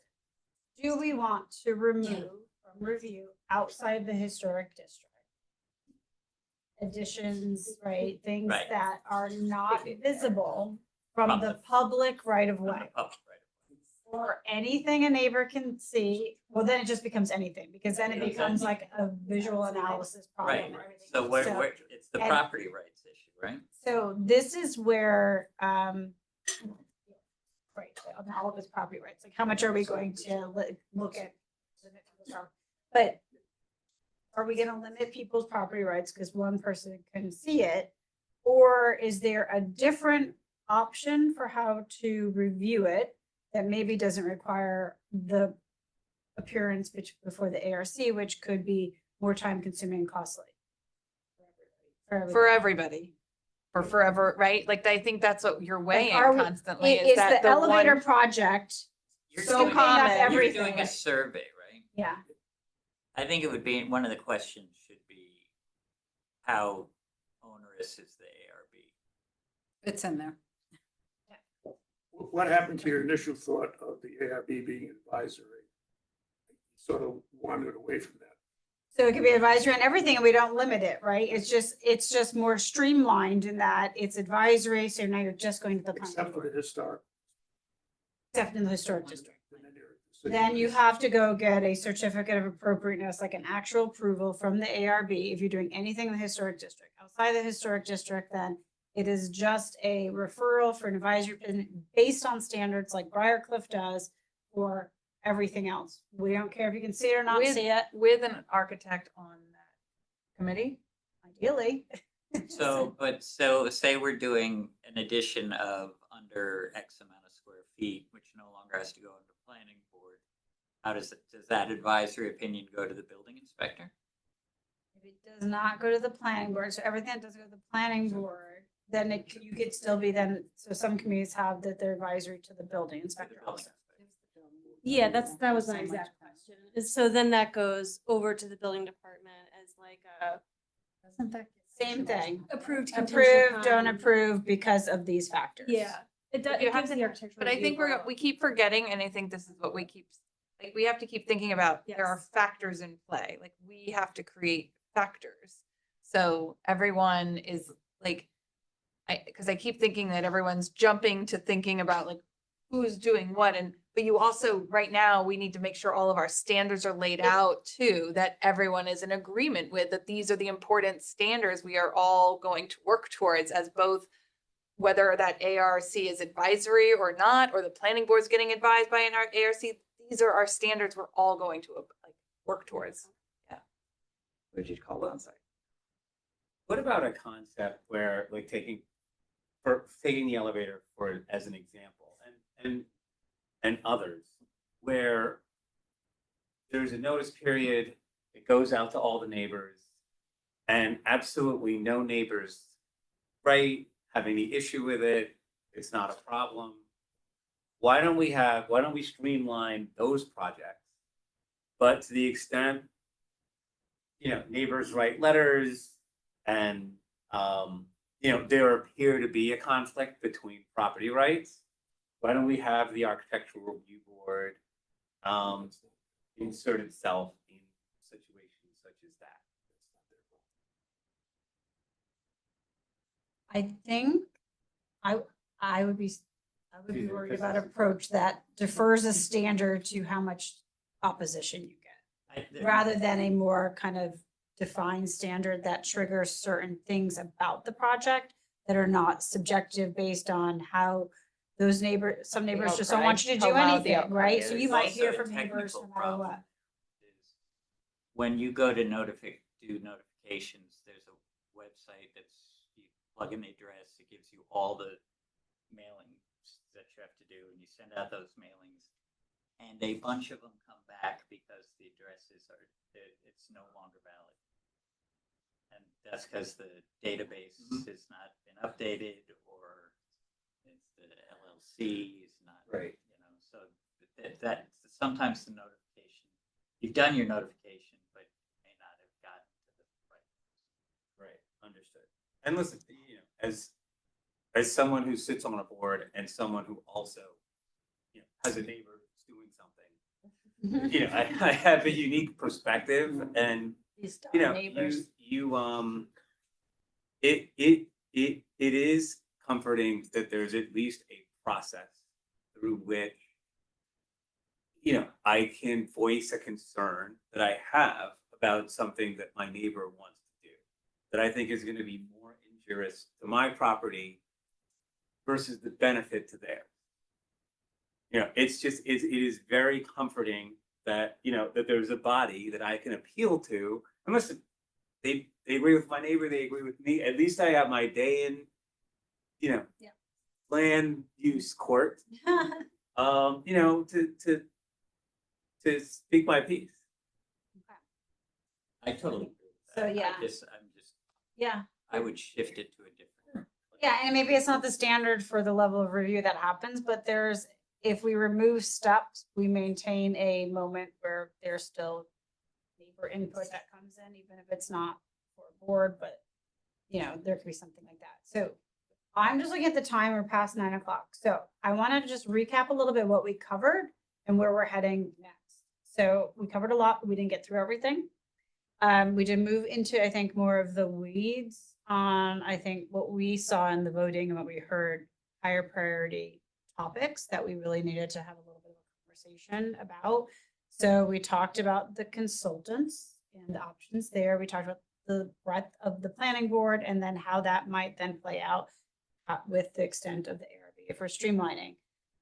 We were going to talk a little bit about website and education, had some components there. Some of the things that we're talking about there came up anyway, like a development administrator, depending on how you change the process. So those are all still in play. So what we know that the survey is happening, which we're gonna get a lot more information. I'm excited to see the results of this time study, and if we could expand the request to also get some averages on costs of these projects. So how long did they take and how much in consultant fees were paid on these as well would be, sounds like information people would want to hear. And maybe that could set up a process that has more transparency and clarity and easier ability to estimate those things for folks early on. Based on all of that, what we've heard now, we want to go back and sort of refine some of this into some options, reconvene probably by Zoom and maybe try to pull some more people in, all of you guys that show up on a Thursday night at 7 o'clock, but there are people out there that probably can be part of this. We know you've done a lot to try to streamline, and we do think we don't want you to get to a point where we've come up like, oh, we've got it. You know, this is how we're going to change it. And then once it gets out farther, then people are like, I didn't know about that. I didn't know about the meeting. I didn't know, right? So we don't want to get too far down the road without trying to open up these meetings. So we're going to explore doing this on Zoom, checking in on things, talking. What's the next time? We'd like to have the survey results and maybe these 2 studies back and then kind of rework some stuff and then kind of revisit these conversations, maybe bring a few more people into the conversation. And I think we'll have, I mean, not only put out a lot, but it's like options, but then we will put some triggering questions out there, like, Okay, good. like, so which one, like, what, like, you guys didn't get to give us a ton of feedback back on these ideas. And you're more than welcome, by the way, to email us if something stood out tonight that you felt was like, wow, that was really interesting. I'd like to hear more about it. You don't have to like totally buy into it, but if you want to hear more about it, or there was, again, something interesting here from any of that piece of our presentation, let us know so that we can, again, utilize that in our next meeting too. So then we will reconvene probably at least a couple more times, keep hopefully in broadening the invites and having these conversations with more people via Zoom over the summer as people are less also physically available, and then move towards finalizing that report that Tiffany outlined. That's like, here's what you have, here's what you said your priorities are, here's some options narrowed down to what we're getting some consensus around. Here's things maybe we didn't, that at some point, maybe you guys are gonna have to step in and make your own decisions, right? And then implementation steps on things that we can't get consensus around. If you can't get consensus around, we'll give you our implementation steps, which is like maybe complete these 2 studies to make a decision and then make the decision and legally move forward, right? So that's where we're headed over the next, 6 weeks. So We'll send keep the coming. PowerPoint. Invite your friends and your board members. Tell them how much I don't know fun about it your is. friends, but I don't know. People, not your neighbors. We don't want. Definitely not. We've heard about your neighbors, not that. No. We don't want this to come back to other boards and like, we heard you're getting rid of us, right? We don't want those rumors to start. We don't want this to be an immediate, like, nothing has been decided. Tell your board members and your friends, nothing has been decided. We want input and we want people to be involved. So we will keep broadening it out, do some Zoom meetings and Close out. David, do you want to talk at all about the public survey, when we think it's going to be live and for how long? We hope to get results The by. public survey should go out next, like Tuesday or Wednesday. And how long do you want it to be open to the public? I think it's 2 weeks. It's not necessarily public. People who applied for a permit in the last. It's being sent out to specific individuals.